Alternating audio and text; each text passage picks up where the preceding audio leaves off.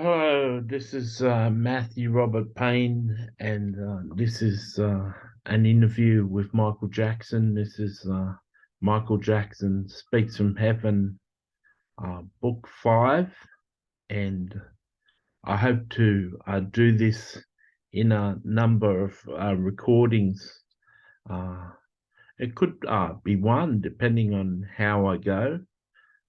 So I've got my first question for Michael. It's just an introductory question just to get me warmed up.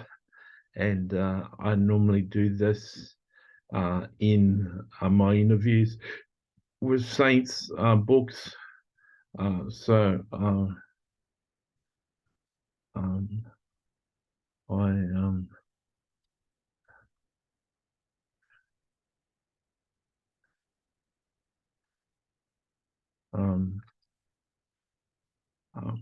uh, question one is, how is it being here today? So Michael Jackson speaks. Um, it's wonderful. You had gone to bed and you're having a conversation with Jesus for quite a while, and then you had a conversation with Bethany, your scribe angel that helps you write and directs you around during the day. And then the conversation came around to me, and when I was going to do the interview, and I told you that your month's holiday is up and you can do the interview tonight. And so you got out of your computer, you got out of your bed and uh, got sat down at your computer and typed out 19 questions, enough if each question lasts for 10 minutes, it's enough to last for 3 hours, which is going to be an all right size book. So I'm in good spirits. I've been aware for quite a while that this interview was going to happen. I saw you arrange your Amazon book page so that the collection of each of my 4 interviews were found on each of the book pages for each of the books. The whole collection is there. So people who read the first book can be aware that there's when this book is published, that there's 4 more books for there, and you're in the process now of arranging the first book to be made permanently free, and that's a good thing. So people will possibly find that first book and see that there's 5 books. And so I'm happy to be here. I spend, for those who are reading, I spend a lot of time with Matthew. Nearly every time Matthew goes out, I leave his house with him and I travel with him, and I witness everything that he says and does. He's got quite a number of people that travel with him and listen to him and are like flies on the wall to his life. And it could be about 10 people and angels that travel together, but we all travel like in one body next to him. So we're all sort of compressed into one body, and we walk together right next to him, we're able to listen to his thoughts as he walks along and he thinks about things. We're able to overhear his conversations when he encourages a shop owner or encourages a person. Matthew often does prophetic evangelism, which is delivering a personal prophecy to a stranger in his shopping center, and we're witness to that. And I've been using the life of Matthew that I witness in forming songs in heaven for me to write contemporary songs in heaven. And I've been using the example of Matthew's life to organize the lyrics and the feelings of the songs. So it's I really learn a lot about the contemporary Christian life and how a Christian life is meant to be. Matthew is somewhat of a mentor to me, to give me a really good example of the Christian life. He doesn't often communicate with me. He's aware that I and Mary Magdalene and his angels and his parents travel with him, but he mostly keeps to himself and doesn't so much communicate with us. I know that Matthew tends to forget that we're with him and we're witnessing something, and that really is the perfect way to witness something and be a fly on the wall, is for you to be there silently, not affecting the thoughts and not affecting the decisions that the person is making, but for you to be a true witness of what the person is doing. So if a person comes up with a camera to a person and puts a camera in a person's face, that can cause a person to act really differently because they know that the camera is there. So it's like I've got a camera on Matthew, watching him and silently filming him, but I'm actually presently there and not affecting him and not influencing the way that he carries on and the way that he does his life. So I hope you can be aware of that. It's possible for me to be in heaven and going through my days and practicing what I do each day and be on earth at the same time. That's something called bilocation, and it's possible in the kingdom of God. There was actually a priest in the past that was kind of a mystic, and he'd had testimonies of him ministering, doing Christian ministry in 3 separate locations at the same time. So it is possible, but for the readers of this book, you might not know that that's possible. So I can be in heaven in my sound studio recording music, and I can also be walking through the shopping centre with Matthew at the same time. So it's really wonderful being here and being interviewed again. I really appreciate Matthew's company, and I really appreciate the honour of being able to bring a message to people on earth.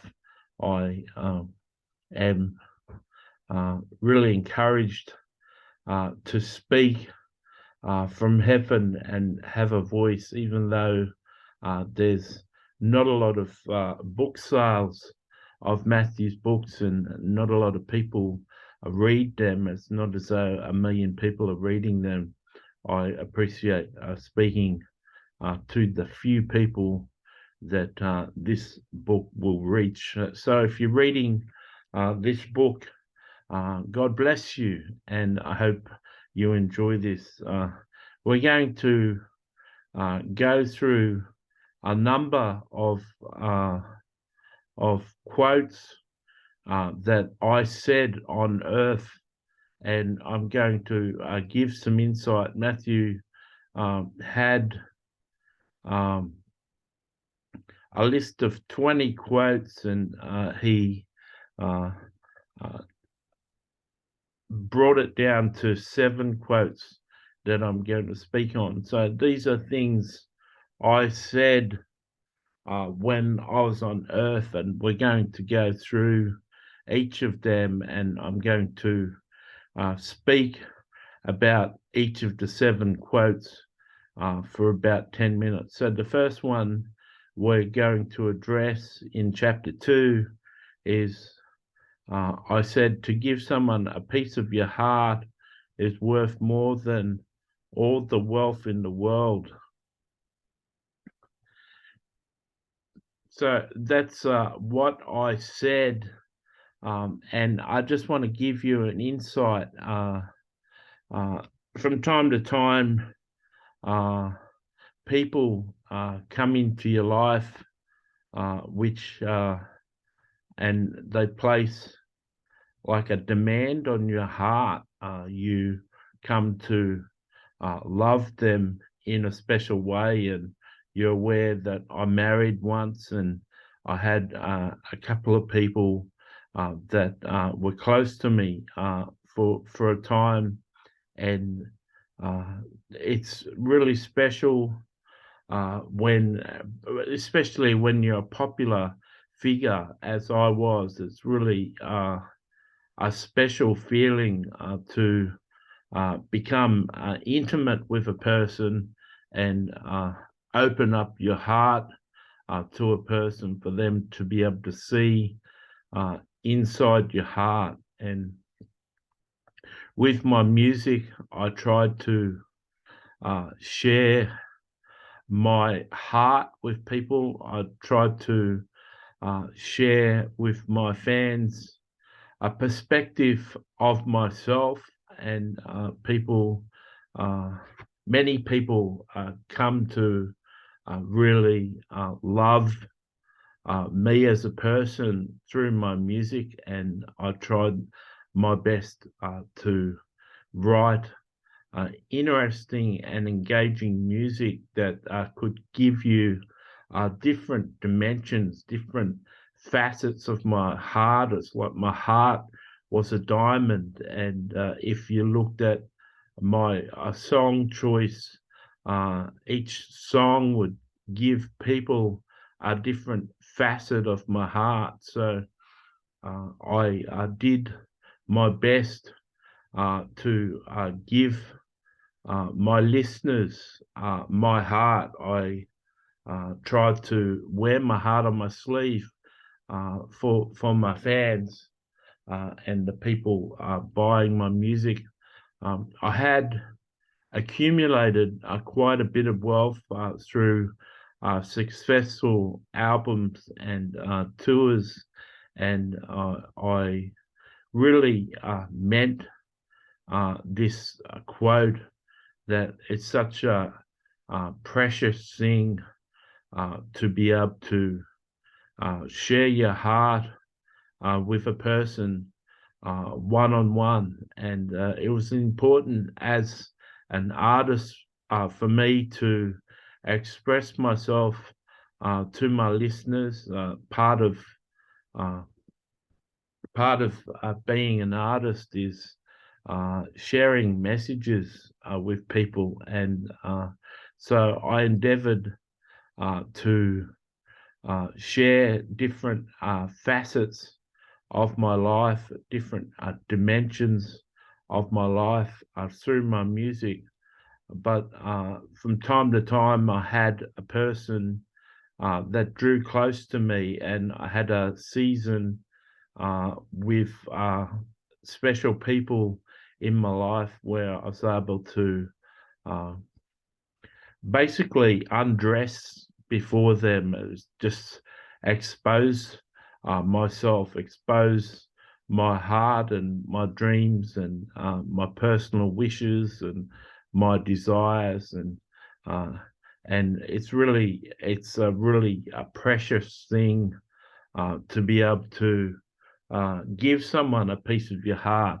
And I had tremendous wealth, and I had a tremendous success, but my life was lonely, and I didn't have many people that I could count on, and I didn't have many people that I could depend on. And we're going to discuss my loneliness in a future quote in a further chapter coming up. But suffice to say here, it was really touching for me to have intervals in my life where I had someone close to me and someone that was special to me. It's a shame sometimes when you become successful as me, that it really limits your ability to go out and function like a normal human being. You've got to have tremendous security, and you can't just go for a walk down the street or go to a cafe in public without hundreds of fans collecting and bringing about a situation that was dangerous. So the people that were close to me, that I spoke to over the phone and I met up with, that possessed a part of my heart, were really special to me. And I guess if you're one of the people that was a fan of mine, you'd probably understand how it was difficult for me, and I just want to share that it's such a special thing to be here in heaven and have the ability to sit down with you and talk about my life. And I'm really fascinated that Matthew found these quotes, and I'm able to express parts of myself that were important to myself, which can be found in these quotes. So from time to time, I found a person I could confide in, and like the quote says, it's more precious and it's worth more than all the wealth in the world. So question 3 is another quote, and the quote goes, "Let us dream of tomorrow where we can truly love from the soul and know love as the ultimate truth at the heart of all creation." So let's discuss that. First of all, I use the word creation there, and that's a word that's used by Christians, and that's talking about nature as creation is something that a Christian would do, not an atheist or not an unbeliever. They'd talk about human nature or the world, but they wouldn't express the word creation. Creation speaks of a God and a soul. A soul. A person has a mind, has a spirit, soul, and body, and most people understand or have the understanding that the eternal part of a person is their soul, but in fact, the eternal part of each person is their spirit. That's the part that's alive and goes on to heaven. Actually, your spirit and your soul goes to heaven. But the best way to explain what your soul is your mind, emotions, and your intellect is your soul. But the actual spiritual part of you is called your spirit. But let us dream of tomorrow where we can truly love from our spirits, we could say, and know love is the ultimate truth at the heart of all creation. John Lennon wrote a song called Imagine, and it spoke of a perfect world. It spoke of a world of love with no borders and no private possessions, where everyone's shared, and there was no heaven or hell, and we just had like a brotherhood of man, and it's a really beautiful picture of the world. Something drastic has to happen for this world, because this world we live in at currently, the world that you live in, I live in heaven now, but the world that you live in is becoming darker and darker and more evil, and the love of men, the love of mankind is diminishing. But if you boil down, if you distill the message of Christianity, it's essentially that the believers in Christianity must love God with all their heart and must love their neighbor as themselves. And Jesus distilled the message of God into those two commands, and Jesus went on in his Gospels to share 50 things, 50 commands that Jesus had that a believer in him should follow. And Matthew's very insistent in most of his books mentioning those 50 commands. But the 50 commands are all ways that you can properly express love for one another. It's when you turn the other cheek, or when you bless your neighbor, when you bless your enemies, when you do kind things to your enemies, when you pray for your enemies. These are all beautiful expressions of love. So let us dream of tomorrow where we can truly love from our spirits and know love as the ultimate truth and the heart of all creation.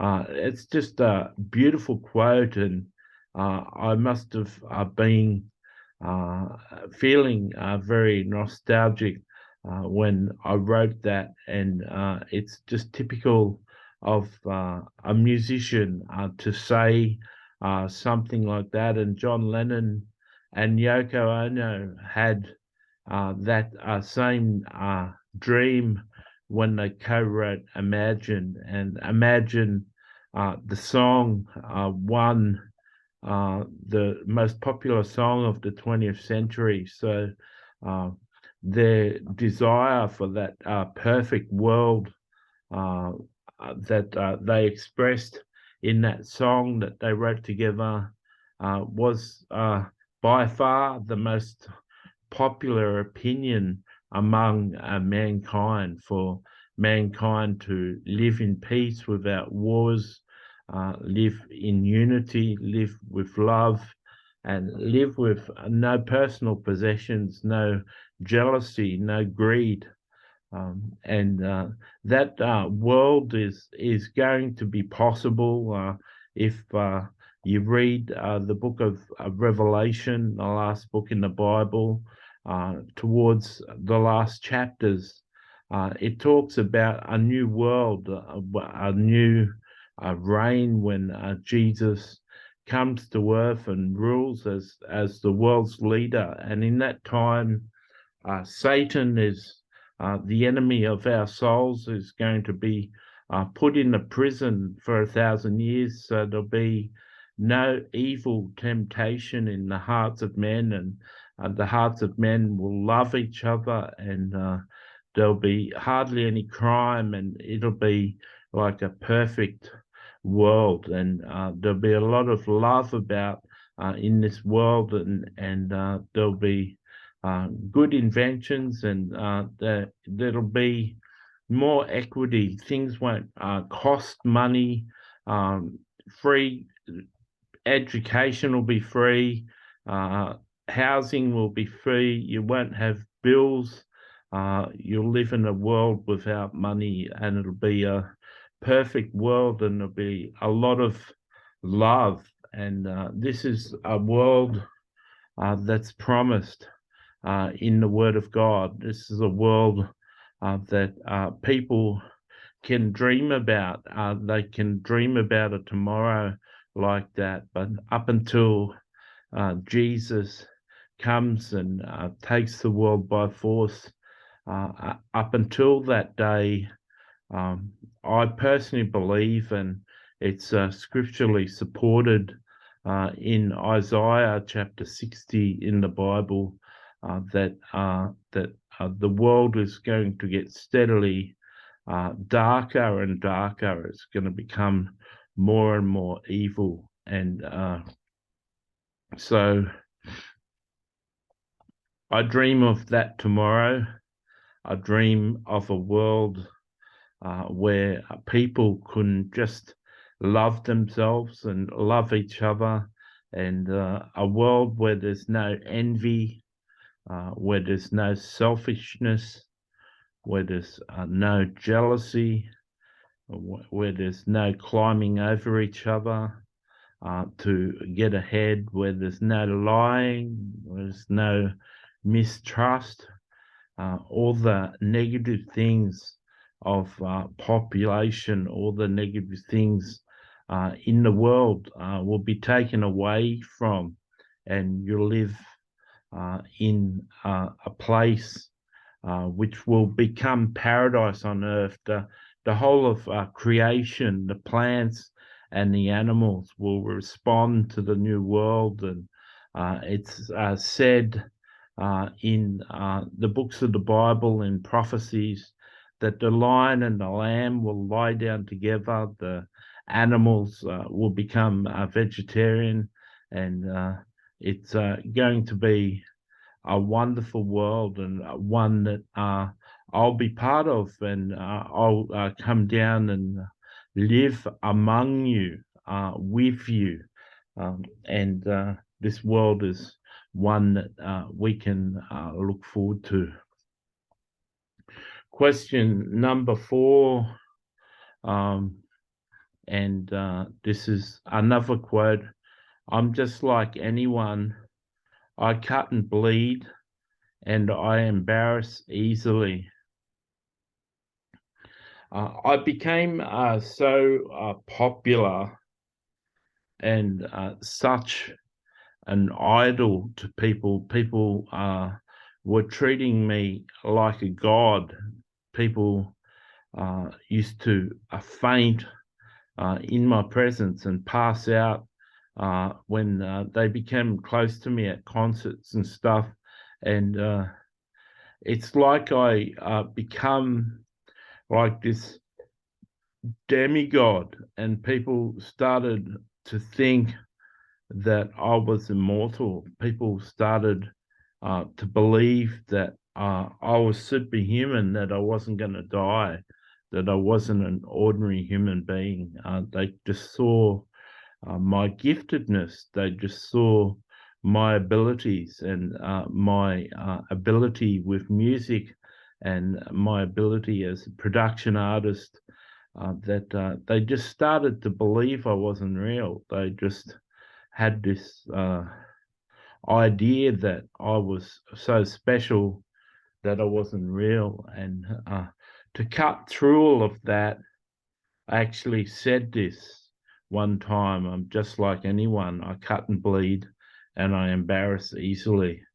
I was just putting across a message that I'm just like anyone else. I'm just a normal human. And some people would actually believe that if you cut my skin, that I wouldn't bleed. And people would be really surprised that I could be embarrassed, that I could get embarrassed. They thought I was such a star, that I was beyond the debilitating human emotions. They thought that I could ride over anything. And the fact of the matter is, the press really hurt me, and what people said about me really hurt me. And towards the end of my life, the press were really going to town on me, and it really hurt me.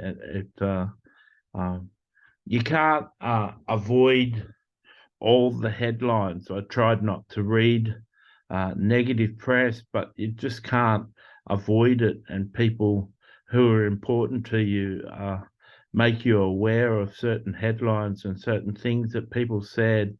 And I used to get upset. I was very internal. I still am really internal. I think a lot, and I mull over things, and I ponder things, and used to work really against me, and I could uh, sort of swirl into like a depressing downward vortex into depression and sadness. And so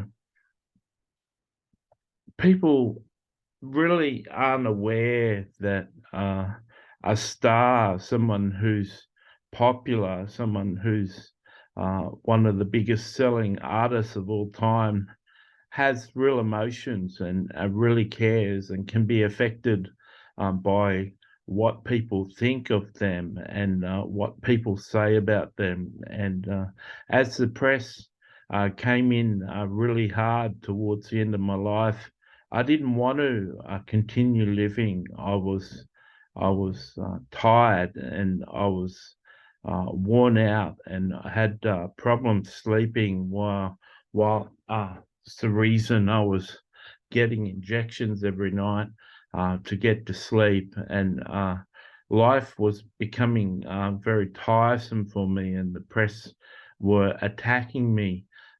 mercilessly. And I was deeply affected by the things that people were saying, and especially important media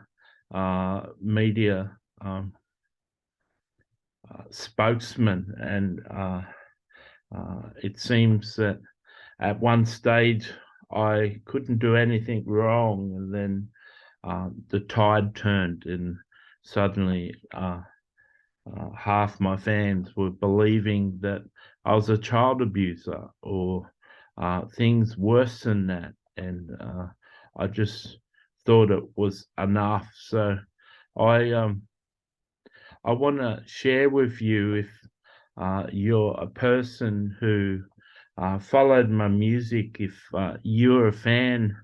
um, I was just a normal human being. I was gifted. I was extraordinarily gifted, and I really put my talents to work. There's a parable in the Bible that Jesus tells, a story that Jesus tells about a man, a businessman who gives um, one of his servants 5 talents of gold, and a talent is like a weight, a certain proportion of gold.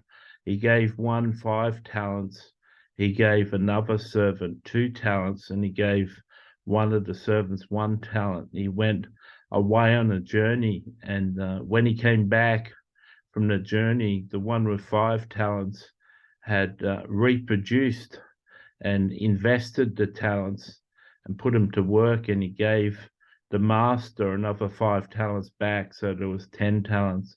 The one with 2 talents put them to work, and when the master came back, he gave the master another 2 talents. But the one with 1 talent didn't risk anything and hid the 1 talent, didn't do anything with it, and apparently the master was really displeased with him, and gave the 1 talent to the servant that had the 10 talents, and took the person with the 1 talents and basically said he was sent to hell, sent to where the torturers did it. So it's important to invest your talent. It's important to put the skills and abilities that you have to work. And I was someone who was gifted musically. I was gifted as a businessman, and I put those talents to work, and put them to maximum purpose. I got a maximum return out of those talents, and people still live quite easily on the money that my estate earned. But I was just a normal human being, and I just had extraordinary talents and abilities, and I put them to good use, and I made a success of myself.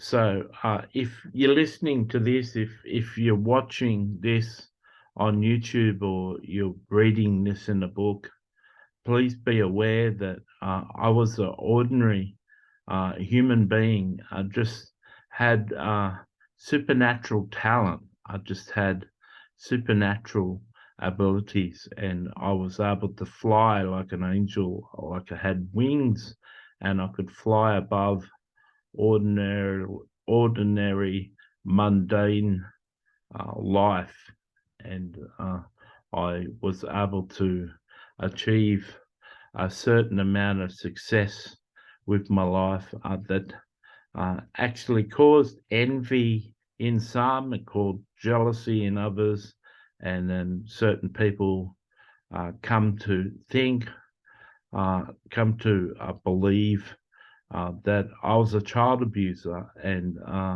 made up all these wild stories, and had people coming after me, and the press coming after me, and they said some unfortunate stories, and sullied my reputation. And I still have sad memories of the time, and still just recently, in the last few years, even Oprah came out with allegations that she believed that I was a pedophile. And that really upset me because I like Oprah, and it's really sad that she came up and sided with my accusers. So question 5, another quote that I said, I believe I'm one of the loneliest people in the world.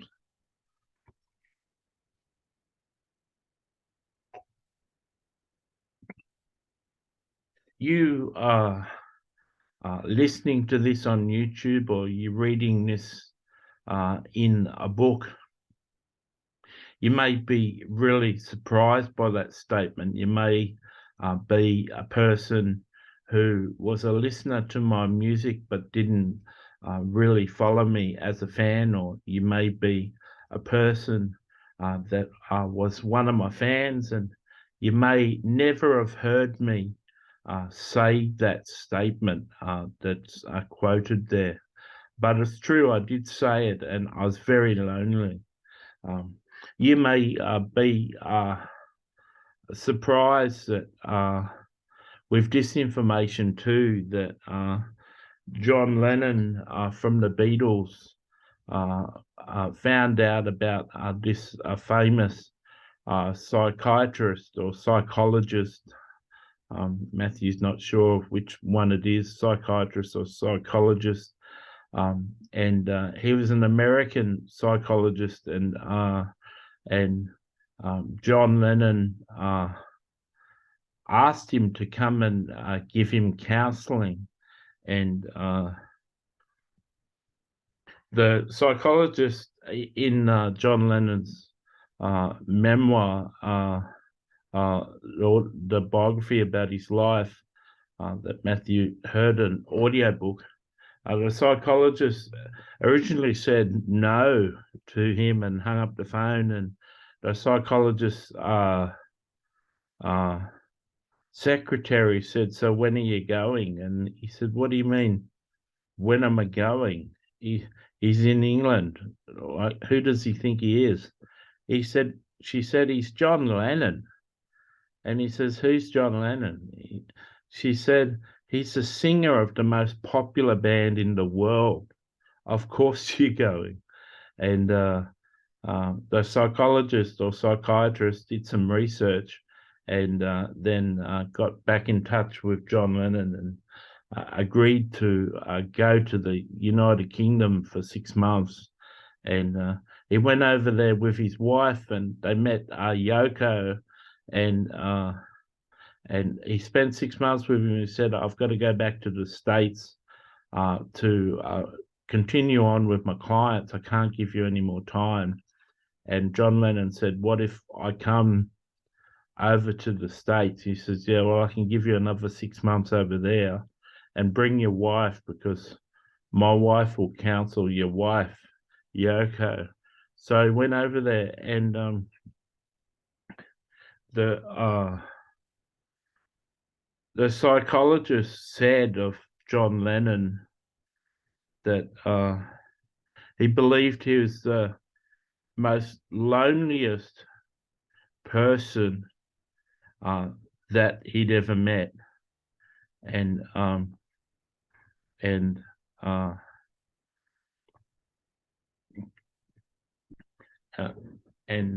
the fact of the matter is, just because you're a star doesn't mean that you've got friends. Actually, the higher you go in life, the more you perform in life. You go up the top of this mountain, and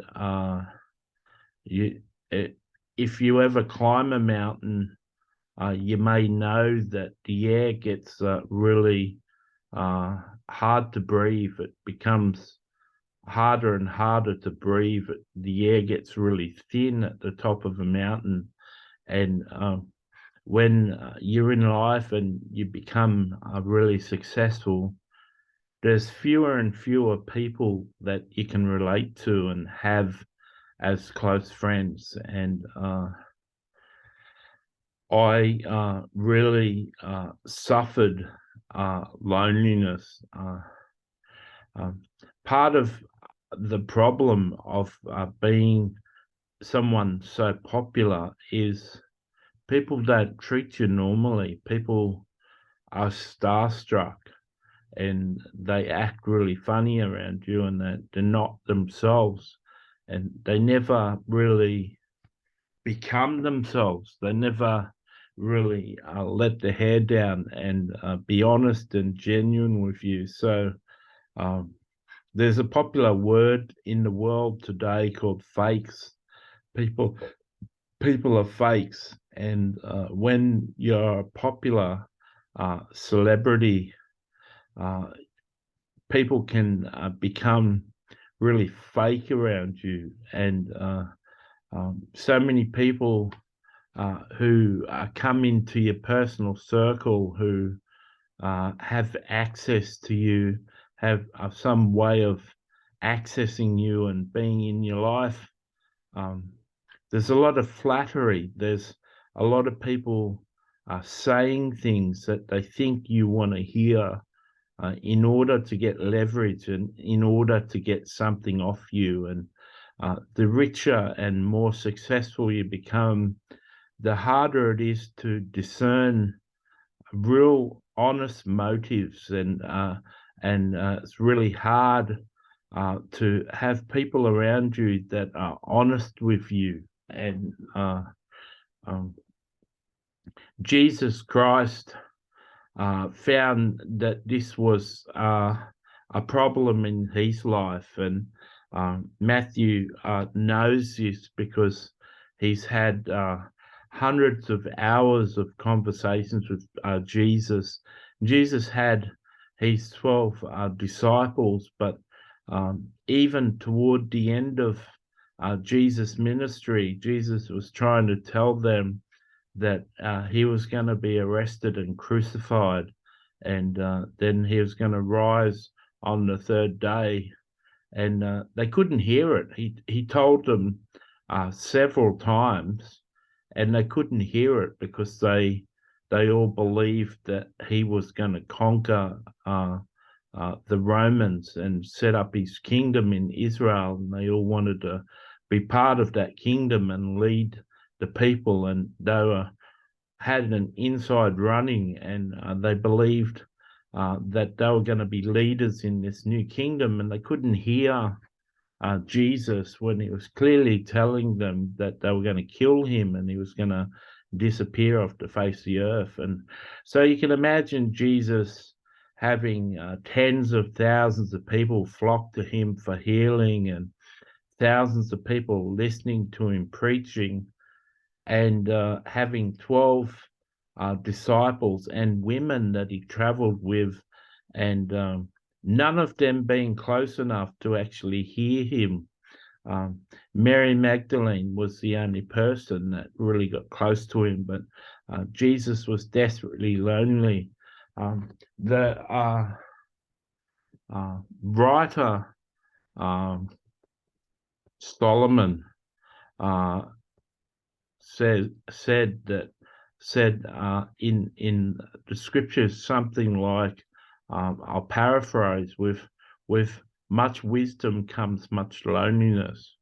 And when Jesus understood every verse in the Bible, the true meaning of each verse in the Bible, and he understood the ramifications of his time on earth, and he understood what effect his life and death was going to have on the future of the world. When he could read the prophecies in the Old Testament talking about the earth today and the future of the earth that we're coming into, and he understood with clarity what all those prophecies were saying.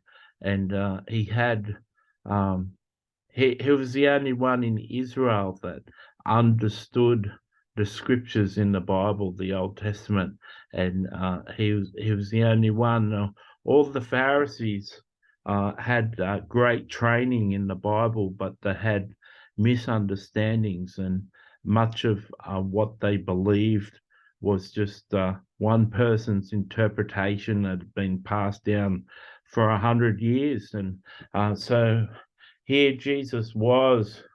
He was the only person who understood the word of God that existed in Israel. And people could quote the word of God, but they didn't know it. And so Jesus was very lonely too. So it's been very interesting being in heaven, talking to Jesus and understanding him. And it's been very interesting talking to John Lennon because he was misunderstood and not really understood also. So I just didn't have people to reach out to. I didn't have people to connect. And you'll find people like Bill Gates and George Soros and Mark Zuckerberg would have the same problems. They're in the very top of their industry, and it's like rare air. When you get on top of the mountain, it's called rare air, and it's like rare to have friends at that level. And so it's really I really enjoy heaven because I've got a lot of friends and they don't treat me like a star up there. And you're known you're known for your intimacy with Jesus, and you can tell when you meet a person how close they are to Jesus, and they've got more holistic measures of what makes you a good person in heaven. And I'm still on a journey in heaven, and so people really accept me. They know my songs in heaven, and I've won competitions in heaven, and everyone knows me, but I'm not mobbed by people like I was on earth. And I've got some really decent and genuine friendships in heaven. I'm so much happier being here. Question number 6 is the quote, "You can't do your best when you're doubting yourself. If you don't believe in yourself, who will?" So that's a really interesting question for us to discuss, and I'm really pleased you picked that one, Matthew. You have found in your life that you had to go through a lot of personal development to come to a state where you're actually loving yourself and you actually believe in yourself. And it's such an important thing for you as a listener and a reader to truly understand who you are. Matthew did a test called the Myers-Briggs analysis when he was 30 years of age, and 30 years of age is a good age for discovering yourself. And in the Myers-Briggs analysis, it separates people through a questionnaire into 16 basic temperament types. And Matthew found out what sort of temperament that he had, and went to some other books and did some research about his temperament and found out who he was. And ever since he's been 30 and he found that out, he's been living out that life. He's been living out his temperament. One of the positive things in his temperament is to encourage people to become the best that they can be. And he's a natural coach, and it says in the temperament analysis that he'd be a good teacher, a good communicator, and that's what he does. he's got YouTube, he's got books, and he's got Facebook, and he just teaches and encourages people.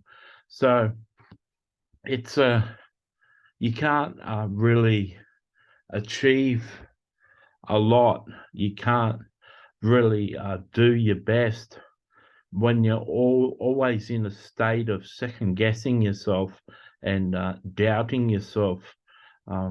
You can do a fairly good job. You could produce a hit and have one or two hits on an album, or have some success with an album, but you won't have enduring success year after year if you're doubting yourself. You just can't do your best. So in this harsh world that you live in, with so many negative voices and negative opinions, you've got to get one voice that's speaking positive. You've got to get your own self-talk into a place where it's saying good things about you. If you don't believe in yourself, who's going to believe in you? So Matthew heard it said that most writers have got a mission where they're saying to the readers, can you please understand me? And Matthew is first to testify that that's what he does. He does a process of producing book after book to try and have the readers fully understand him. And I did my best through my music to entertain people, but also give people different facets of who I am and different facets of what I believed in. And if you were able to visit heaven right now, and if I could play a 2-hour concert to you, and the words to the songs were shown up on the screen so you could follow the words, you would see that I've really progressed, and I've really gone on, and I've really grown. Heaven is just really good for your spirit and your soul, and everyone who gets to heaven really grows within themselves. So on earth, I believed in myself, and I believed in my gifting, and I believed in what I could do, and I made every effort to be an enduring success, and I had a good career, and I had a healthy self-esteem. I had a healthy belief in myself, even though I was lonely, and even though I went through hard times, and people said bad things about me. I knew I was just a little child, and I like to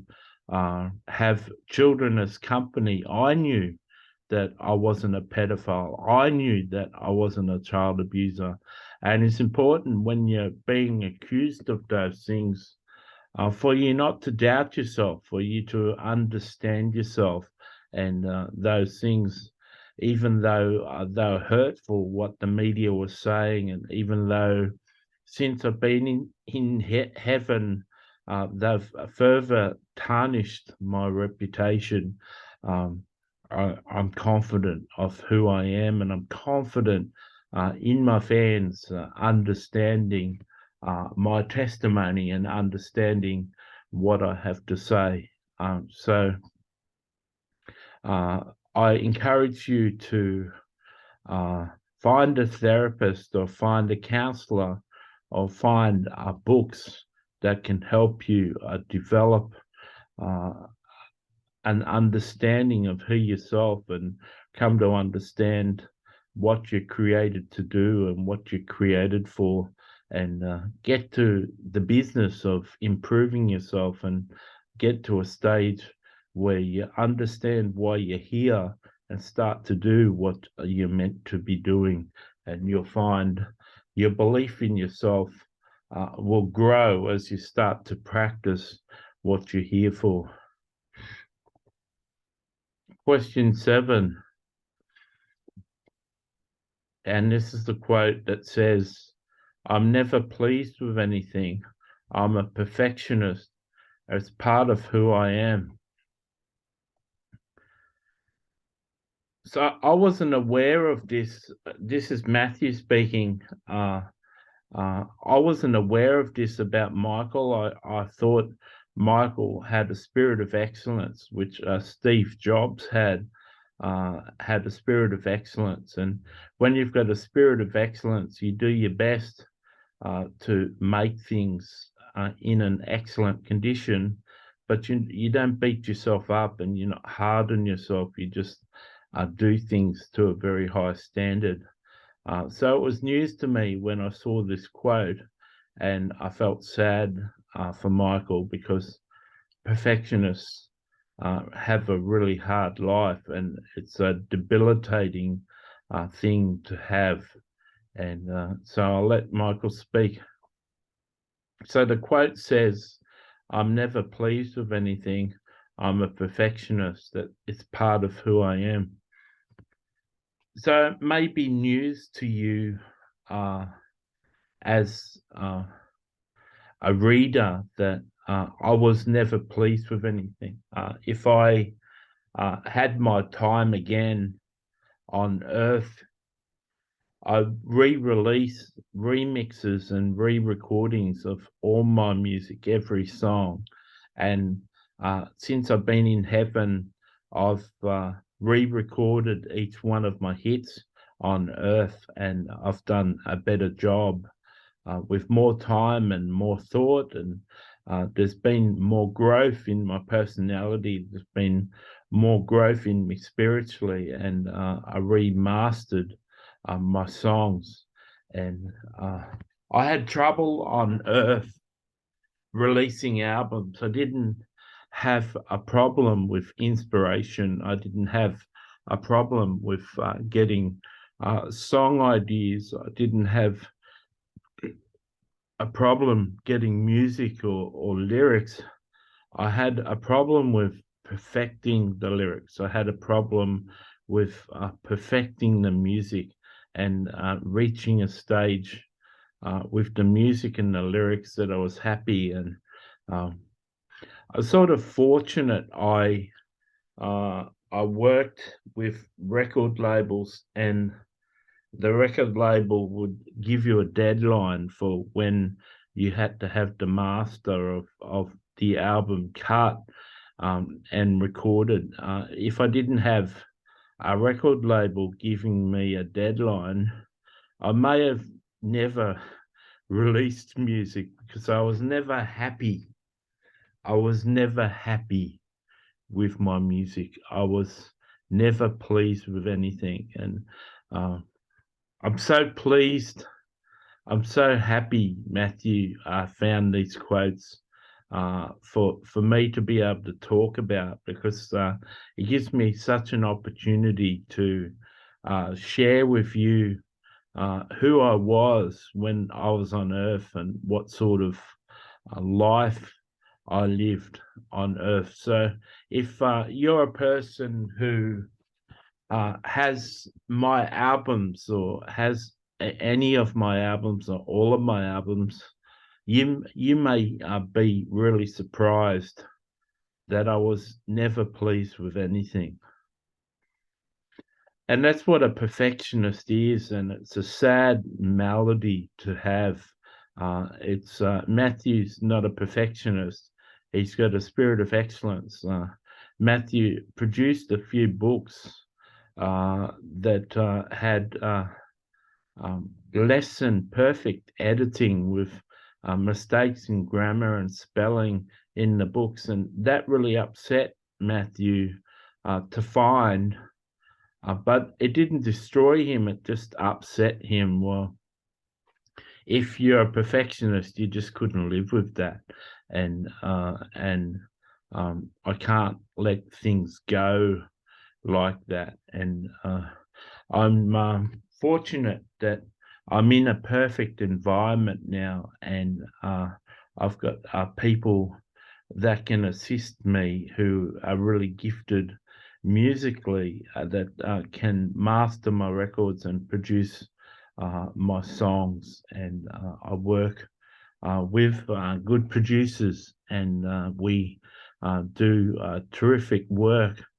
But you may be shocked to hear this. You may be sitting there reading this book and thinking to yourself, "What do you mean he wasn't pleased with Thriller? He wasn't pleased with those albums?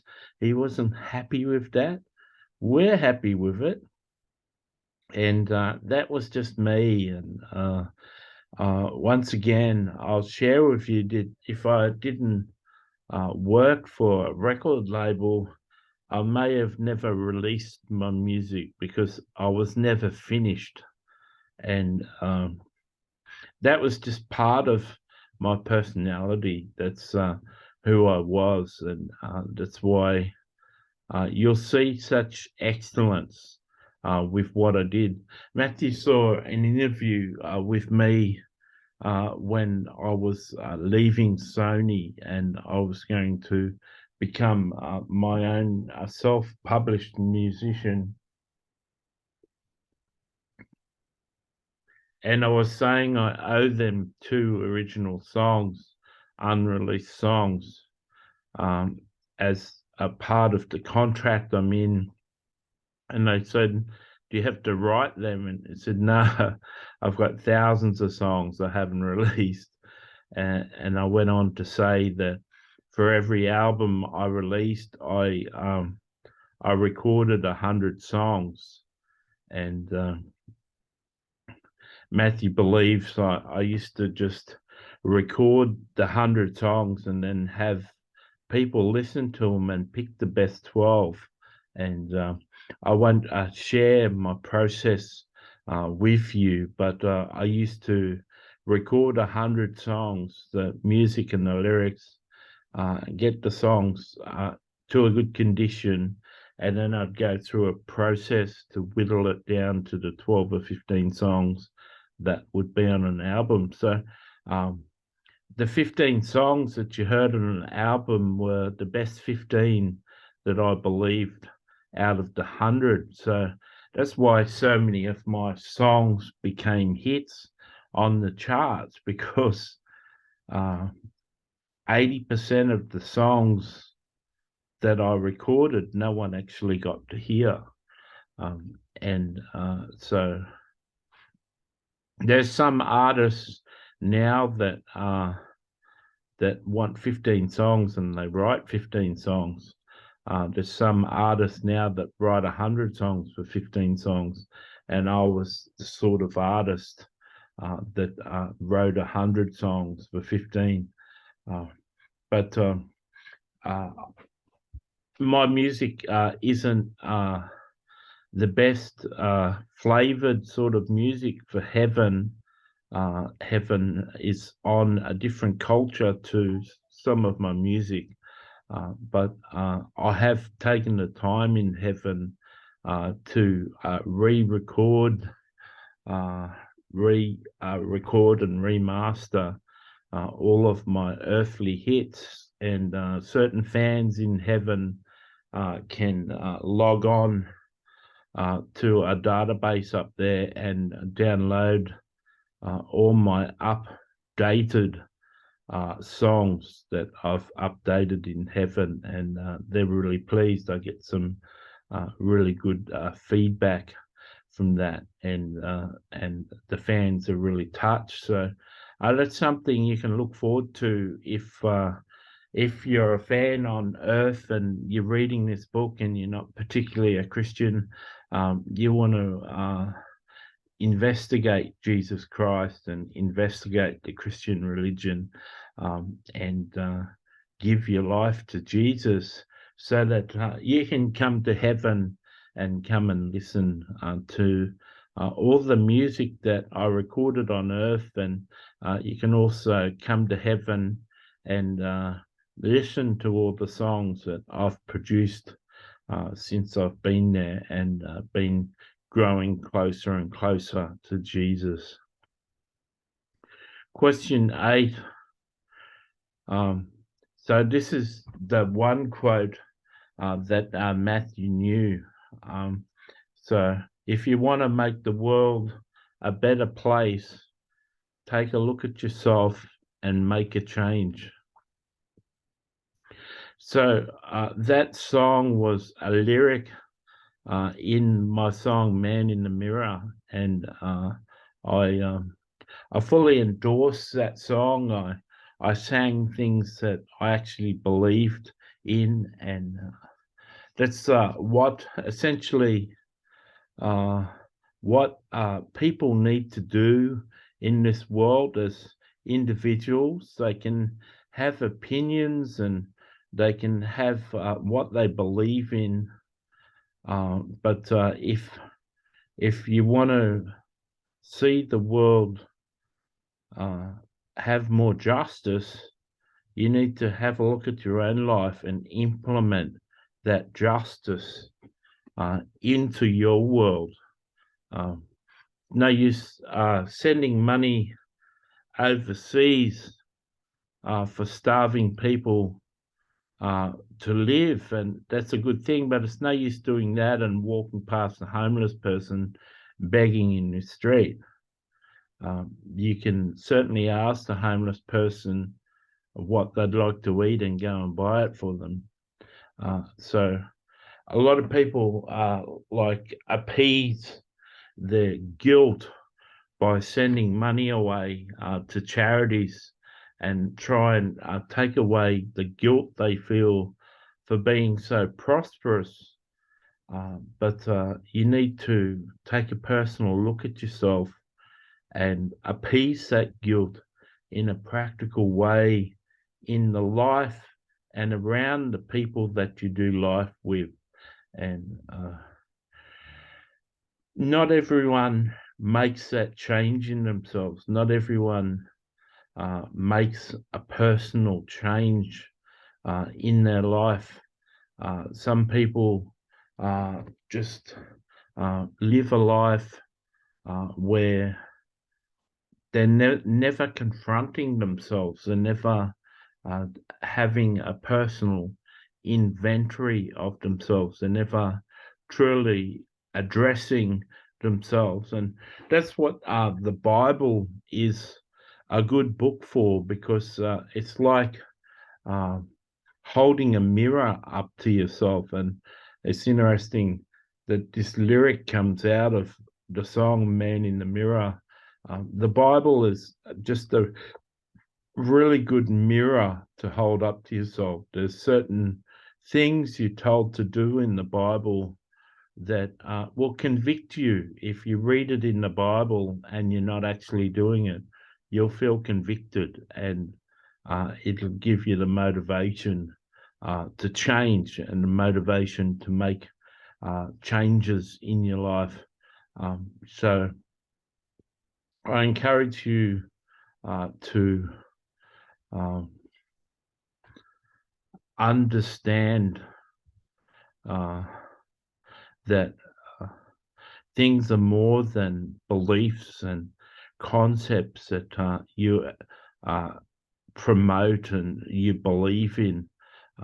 Things have got to be not so much corporate.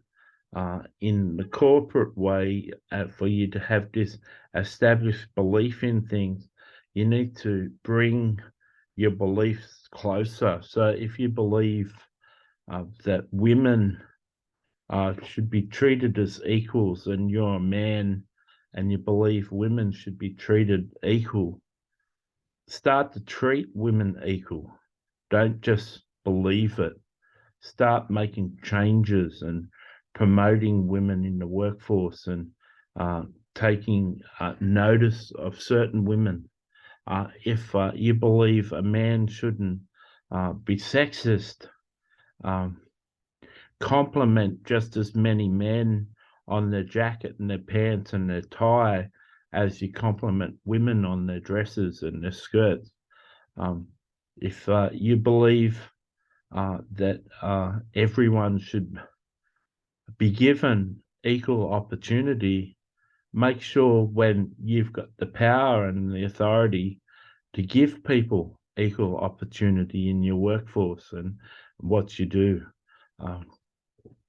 It's easy to be idealistic. It's easy to have opinions in this world, but it's a lot more responsible if you have a personal inventory of your life, a personal inward look at the way that you're living and making changes in your life. And that's how you'll make the world a better place. So many people want to be part of a party. They want to be part of a movement, and they become social justice warriors, and they march and they hold signs, and they've got a lot of rhetoric. They've got a lot of stuff they have to say, but when you take it down to the micro level, when you take it down to the person's personal life, they mightn't be as fundamentally aware of justice in their own backyard as well as they are on the corporate scene, on the macro level. So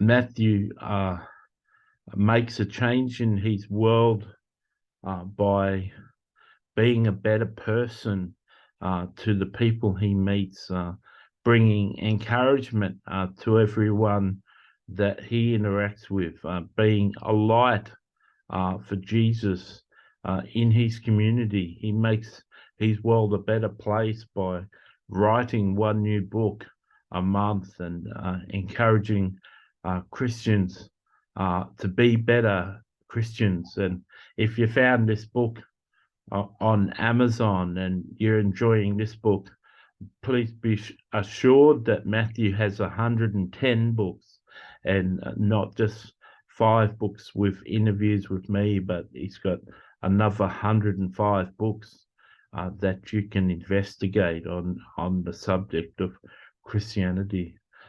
Matthew is proactive in changing his life and changing the environment that he lives in, and you can too if you do the Myers-Briggs analysis and get foundational understanding about how your temperament is gifted and what sort of jobs your temperament is born to do. Then you can move into one of those sorts of jobs and start to impact your world in a very personal and meaningful way. So I'm really pleased that Matthew had these questions that talked about some of my most famous sayings, and we'll just leave this video at this stage, and then he'll go on to make part 2 after this. God bless.